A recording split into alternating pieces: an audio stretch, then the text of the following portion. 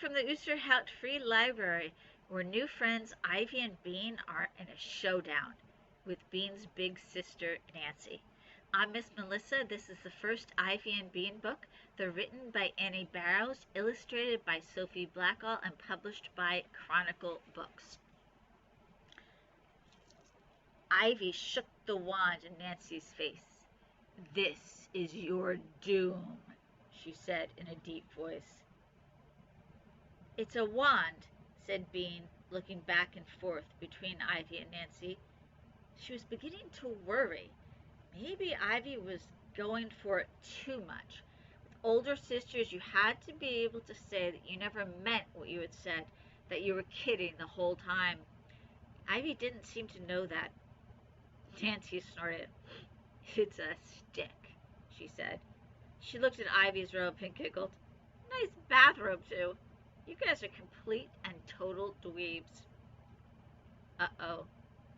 Bean looked at Ivy.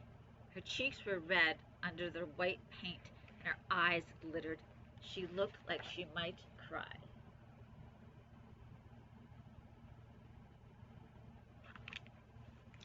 Suddenly, Bean was furious. Before, she had been really mad, but now Nancy was making fun of Ivy, and that made Bean furious. Without even stopping to think about it, Bean reached down into the bucket she was still carrying. She got a big handful of pink worms. For a second, they squiggled in her hand, and then she threw them in Nancy's face. Some of them fell onto Nancy's shirt. Some of them got stuck in her hair, but one landed in her eyebrow and wiggled there, trying to find some dirt. Nancy was so surprised she froze. She just stood there with her mouth hanging open, staring at Bean. Calmly, Bean reached into the bucket again and got another handful of worms. She aimed better this time. She got one in Nancy's mouth. Pooh! The pink worm went flying as Nancy spit it out. There was a tiny moment of quiet, and then she opened her mouth wide and let out a giant scream. "Ah!" Bean and Ivy looked at each other and smiled. Whatever happened next, their eyes said, that was worth it. And then they began to run.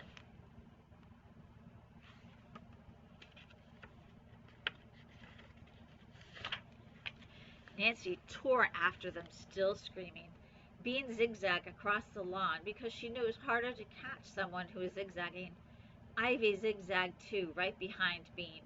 "Worms! Worms!" Nancy was screaming. She had lost her mind. "Ah!" Bean could hear her mother calling. "What on earth? Girls? Girls?" Bean and Ivy ran around the trampoline and with Nancy close behind. They jumped over the hula hoops and the stilt and headed for the trees. Nancy followed, still screaming. She was right behind them. She was so close she could almost grab the soft folds of Ivy's cloak. She was just about to get it. "Help!" squeaked Ivy. Bean gave a yank and pulled the robe away in the nick of time.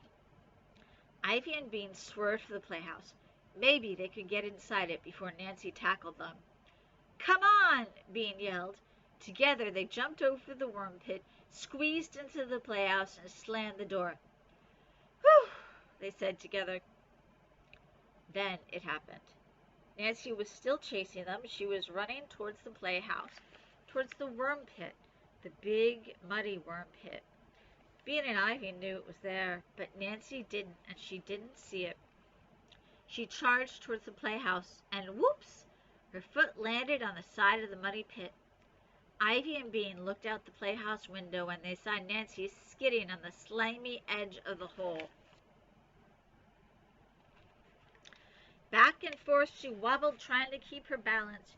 She kicked out one foot. She waved her arms wildly. She kicked out her other foot. She waved. She kicked. It was perfect. "She's dancing!" yelled Bean. "The spell worked!" yelled Ivy. And just at that moment, with a sloppy, gloppy thud, Nancy slipped off the edge and landed in the muddy goo at the bottom of the worm pit. This is later. "No dessert," said Bean. "No videos for a week." but at least they didn't make me stay in my room. Ivy was sitting next to Bean on her front porch. It was almost dark. They watched the bugs flying around the streetlight. I don't think they're really mad, said Ivy. You don't? Her parents had seemed pretty mad to Bean. They have to act like they're mad so they seem fair to your sister, Ivy said. But your mom had this little teeny smile on her face when she was pulling Nancy out of the pit. She thought it was funny. Bean smiled too, remembering. It was funny. It was great, said Ivy. Nancy says she's never going to speak to either of us ever again, and she took back the coloring book she gave me. Well, she never spoke to me before today, so it won't be any different for me, said Ivy. It'll be better for me, but I bet she doesn't stick to it. Bean yawned. It had been a big day. She turned to Ivy. Do you think the spell is what made her dance? Of course. Ivy sounded very sure. But after a minute she said, I didn't have time to say the spell, really. I just sort of thought it at the last second. Bean stared into the shadowy yard.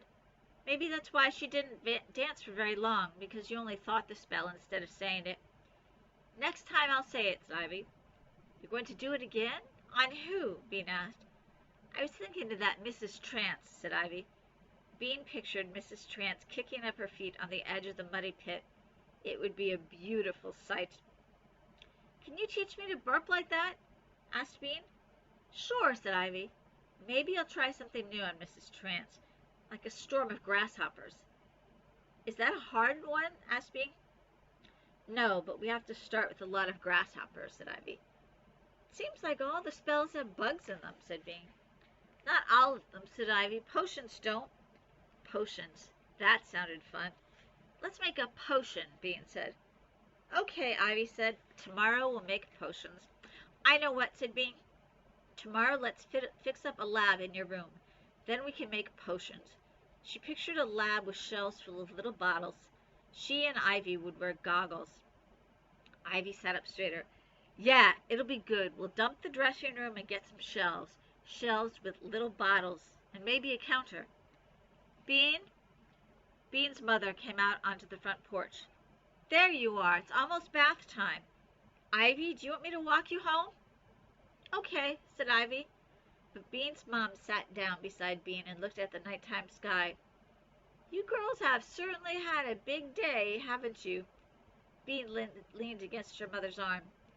Tomorrow we're going to make a lab in Ivy's room. You are you? Said Bean's mom. What for? Potions, said Ivy. What kind of potions? Asked Bean's mom. Secret potions, said Ivy. There was a silence.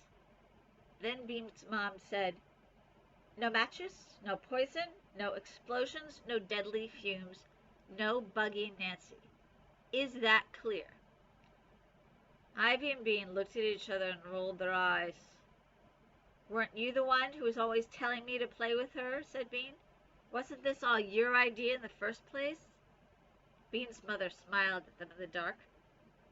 The light on Ivy's porch came on, and Ivy's mom stepped out of the door. She waved across the street. Time to come in, honey. Down the stairs and across the circle she came in the moonlight. Ivy stood up. So did Bean. See you tomorrow. See you tomorrow. And the day after that, Bean added in her mind. Ivy, holding her mother's hand in the middle of the street, turned around to look at Bean. And the day after that, she said. Ivy and Bean have a lot more adventures. You can find them on the shelves here at the Oosterhout. You can also download them for free. Download the Cloud Library app from our website. We have some other great books here that remind me of Ivy and Bean. Ivy and Bean seem a little bit like Ramona and Beezus. The Classics by Beverly Cleary. So if you liked this book, I bet you'll like those. See you soon from the Oosterhout Free Library.